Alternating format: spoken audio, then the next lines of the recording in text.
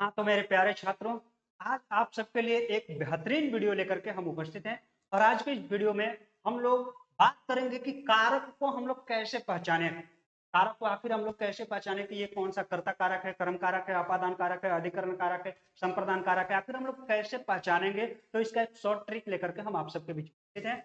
तो देखिए, सबसे पहले हम बात करते हैं कर्ता कारक। जो भी बात होगा वह पता कहाँ से चलेगा, तो इस बात को आप लोग ध्यान रखिएगा कि जो भी बातें होंगी वह हमारे क्रिया के पास पता चलेंगी, मतलब क्रिया के पास ही इंफॉर्मेशन मिलेगी। तो आपको कोई भी वाक्य दिया है, ठीक है, कोई भी वाक्य आपके सामने है, तो वहां पे आप ये ध्यान दीजिए कि उसमें क्रिया क्या हो रही है, ठीक है। और क्रिया के पास आप जाइए और वहां पर ये ढूंढिए कि इस क्रिया को कर कौन रहा है ना, क्रिया को कौन कर रहा है। अगर इस बात का जवाब मिलता है तो वो हमारा कर्ता हो जाएगा। इस प्रकार हम लोग देख सकते हैं कि क्रिया को करने वाला जो है हमारा कर्ता होता है, ठीक है, क्रिया को करने वाला हमारा कर्ता हो जाता है। अगर क्रिया से हम लोग प्रश्न भी पूछें कि इस क्रिया को किसने किया, तो आपका जवाब मिल सकता है और वही जवाब आपका कर्ता कारक हो जाएगा। तो इस प्रकार हम पहचान सकते हैं। इसके बाद हम आगे बात करें कर्म। तो कर्म को हम लोग कैसे पहचाने, तो वहां पर फिर क्रिया के पास ही जाना है, क्योंकि सारे जवाब आपको क्रिया के पास ही मिलेंगे। क्रिया के पास आपको जाना है और आपको देखना है कि ये क्रिया जो हो रही है ना, ये क्रिया का प्रभाव किस पे पड़ रहा है, ठीक है। जैसे मान लीजिए राम ने रावण को मारा, तो राम ने मारा, मारने का काम किसने किया, राम ने किया। लेकिन किसको मारा, ये मारने वाला जो काम है इसका प्रभाव किस पे पड़ रहा है, तो रावण पे पड़ रहा है। वहां पर अगर हम देखें तो वहां पर हमारा कर्म कारक मिल जाता है। तो इस बात को ध्यान में रखिएगा, क्रिया का प्रभाव जिस पर पड़े वही आपका कर्म कारक हो जाता है, ठीक है। आप लोग इसके पहचान से भी, इसके चिन्ह से भी पहचान सकते हैं कर्ता ने कर्म को। लेकिन कभी कभी पे ये क्या होता है, लुप्त हो जाते हैं, वहां पर शून्य कारक चिन्ह लगा होता है। तो आप लोगों को जो है क्रिया से प्रश्न पूछना ही पड़ेगा, तभी आपका आंसर मिल सकता है। इसके बाद अगला हम देखते हैं संप्रदान का कर्ण कारक। कर्ण कारक है तो अब यहाँ पर फिर से जाना है क्रिया के पास, और ये ध्यान देना है ये क्रिया हो रही है, इसका साधन क्या है, आखिर किस साधन से यह क्रिया हो रही है। अगर आपका आंसर मिल जाता है तो वह आपका कर्ण कारक है, क्योंकि आपको पता है कि जिस साधन या कारण से क्रिया हो रही है। जैसे राम ने रावण को बाण से मारा, आप क्रिया के पास जाइएगा और पूछिएगा कि किससे मारा, ठीक है, तो आपका आंसर मिल जाएगा कि बाण से मारा, और वह बाण ही हमारा क्या है, कर्ण कारक है।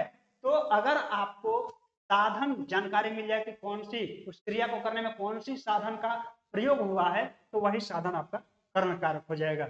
इसके बाद हम बात करते हैं संप्रदान कारक। फिर से जाना आपको क्रिया के पास और वहां पे पूछना है कि ये क्रिया हुई है, क्यों हुई है, यह क्रिया क्यों हुई है। तो आपको पता लग जाएगा कि यह क्रिया क्यों हुई है।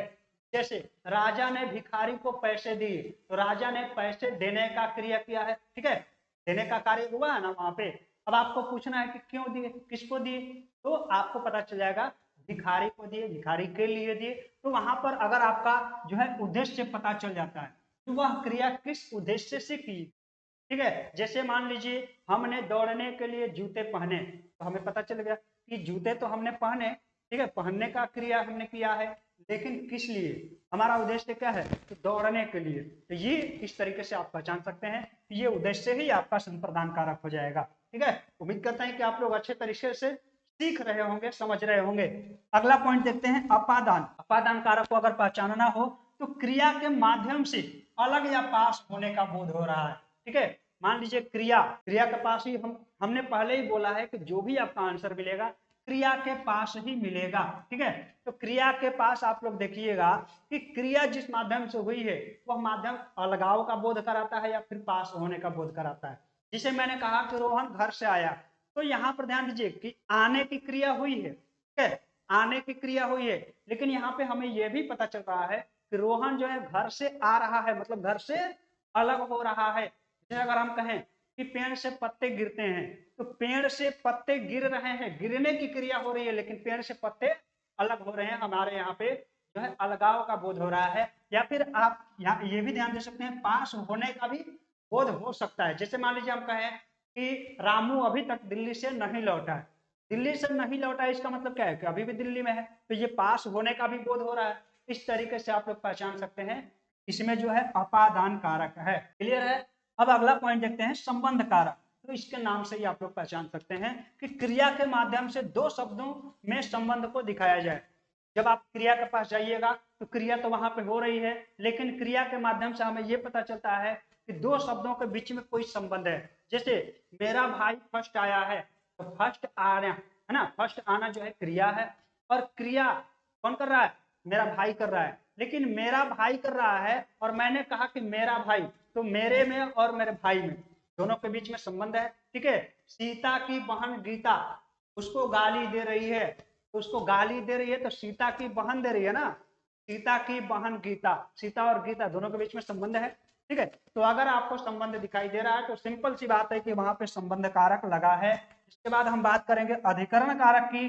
तो क्रिया के स्थान अथवा समय का बोधो, क्रिया कहाँ पे हो रही है, ठीक है, इस बात का अगर हमें पता चल रहा है तो उसे हम लोग कहेंगे अधिकरण कारक। आपको क्रिया के पास जाना है और उसके जो है स्थान पूछना है। जैसे मान लीजिए कि राम ने अपने घर में भिखारी को पैसे दिए, राम ने अपने घर में भिखारी को पैसे दिए। तो यहाँ पे एक बात ध्यान रखिएगा कि राम ने पैसे दिए किसको दिए? भिखारी को दिए। लेकिन यहाँ पर यह ध्यान रखना है कि कहाँ पे ये क्रिया हो रही है। यह क्रिया कहाँ पे हो रही है?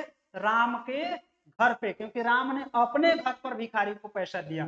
तो यहाँ पर मैं और पर सभी आप लोग पहचान सकते हैं, है ना। तो क्रिया जिस स्थान पर हो रही है या फिर जिस समय पर हो रही है, अगर इस बात का हमें पता लग जाए तो फिर उसे हम लोग कहेंगे कि अधिकरण कारक है। इसके बाद संबोधन तो आप लोग को पता ही है कि जिसे पुकारा जाए, और संबोधन कारक आपको किसी भी वाक्य के शुरुआत में ही मिल सकता है।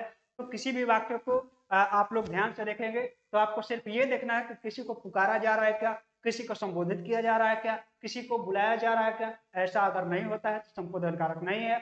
अगर संबोधन कारक है तो ये सब आपको जो है शुरुआत में ही दिख जाएंगे वाक्य के। जैसे मान लीजिए हे, है ना, हे, अरे, अजी, है ना, ये सब क्या है? ये सब संबोधन कारक के चिन्ह हैं। ये सब संबोधन कारक के चिन्ह हैं। इससे आप लोग पहचान सकते हैं, चिन्ह से भी पहचान सकते हैं। मतलब कि वाक्य के पहले ही संबोधन कारक आपको देखने को मिल जाएंगे। तो हम उम्मीद करते हैं कि आप जो है अब भी जो है कारक पहचान सकते हैं इस ट्रिक के माध्यम से, और आपकी जो है कारक पहचानने में कोई डाउट नहीं रहेगा, कोई परेशानी नहीं होगी। इसी उम्मीद के साथ आप लोगों से अब हम विदा लेते हैं और मिलते हैं अगले वीडियो में एक नए टॉपिक के साथ। तब तक के लिए आप लोग बने रहें अपने परिवार टॉपर चॉइस के साथ।